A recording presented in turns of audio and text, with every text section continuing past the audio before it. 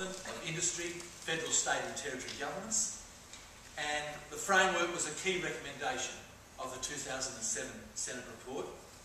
And that report, as you'll recall, found that while many in the industry were respectful and fair in dealing with Indigenous artists, others were involved in bullying and exploitation and in harassment. So Indigenous Art Code Limited is the public company that's been established to administer the code. As the chair, the Honourable Ron Merkel QC brings invaluable legal knowledge to the company and to the code.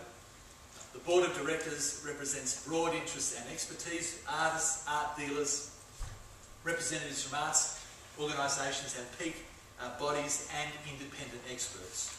And I do want to especially acknowledge the hard work and the very exceptional commitment that's been shown by the Code Board of Directors, volunteering their time and expertise to lead the Indigenous visual art industry in building a fairer, more transparent and sustainable sector.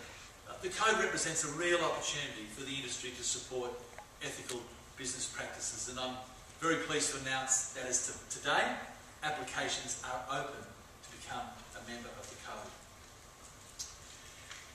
Finally, in this part of my address to you, I want to mention the Indigenous Australian Art Charter of Principles for publicly funded collecting institutions, because the Code of Conduct is for commercial art transaction. So it's supplemented by the introduction of these Charter of Principles for publicly funded collecting institutions. They're major players in the Indigenous visual arts market. They have considerable buying power and of course have a significant role to play in positively influencing the practices within the market. And the Charter of Principles sets out minimum ethical standards and best practice principles for public institutions to follow when handling Indigenous works of art. It's been developed in consultation again with national, state and territory collecting institutions very cooperatively and has the approval of all the relevant jurisdictions' cultural ministers. And the ministers have agreed to take on the role of encouraging their public institutions in their jurisdictions to adopt it. And I want to place on record my appreciation of my state ministerial colleagues for undertaking that role. I'm really happy to see that all the national collecting institutions in my portfolio have adopted the Charter of Principles and publicly acknowledge this on their website. And I think the Code and the Charter are very important steps in the direction that we want to head in. Finally, resale royalty. One of the most significant reforms in the visual arts sector, of course, is the implementation of the resale royalty right for visual artists.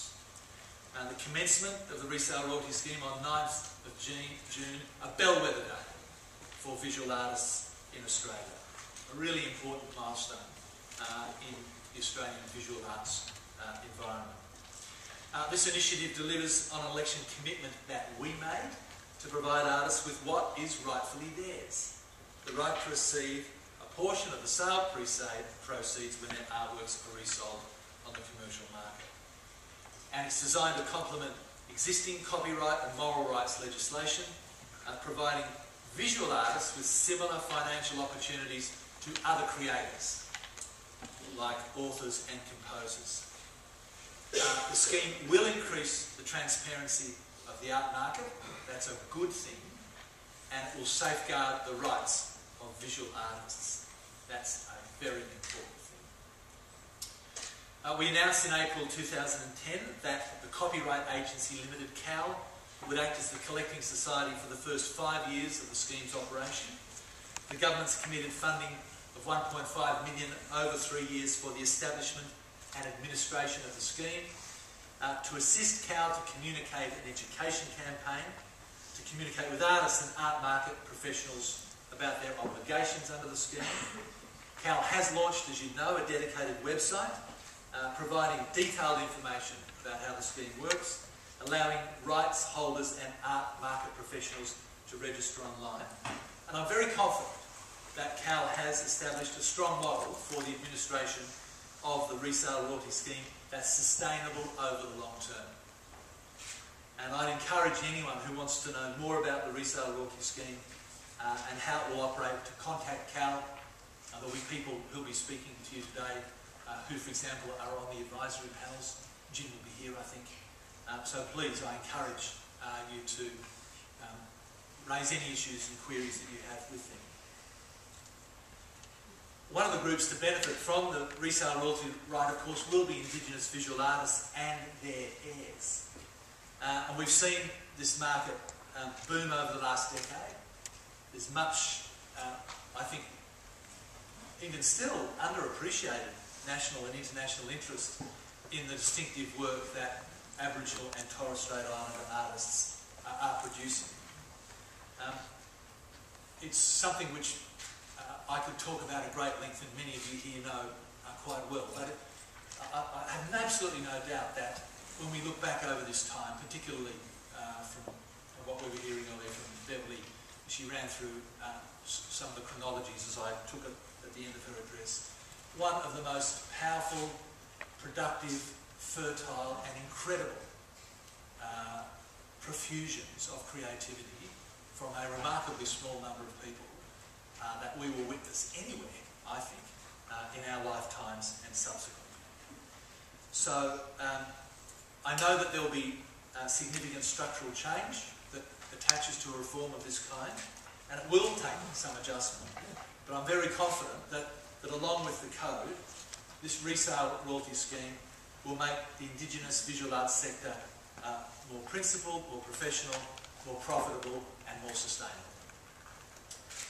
And against the backdrop of the visual arts organisations and programs, we want to make sure that artists are sustained by having the skills and knowledge to put in place the kind of structures that they need.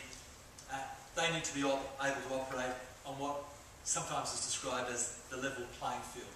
They certainly need a fair go, and we want to see a fair go for Australian artists right across the country. We're supporting excellence and we're supporting participation.